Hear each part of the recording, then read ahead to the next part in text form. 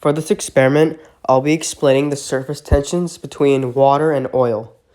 In this experiment, the materials used were 2 cups filled with either oil or water, 2 regular Canadian pennies, and a straw that acts as a dropper. So the first liquid I started with was oil. I took my straw and I slowly dropped drops of oil onto the penny.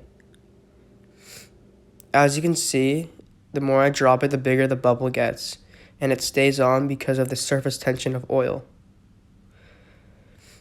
After some time, there's roughly 9 drops of oil are required to make the bubble burst.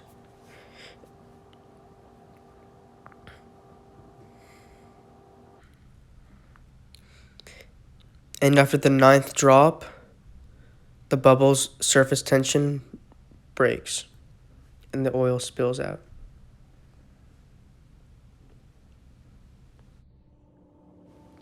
Now I will conduct the same experiment for water. Just like oil, I'll take my straw and I'll slowly drop bits of water onto the penny. I'll see how many drops it takes to pop the bubble surrounding the penny.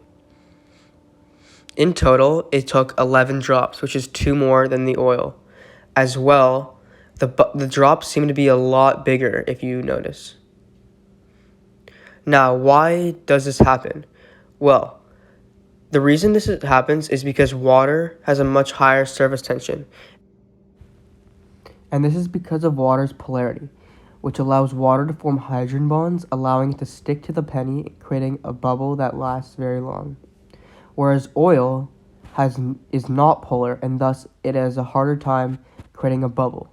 Despite oil having a much higher melting point and more intermolecular forces, it is not relevant here, as polarity is a key factor involving surface tension.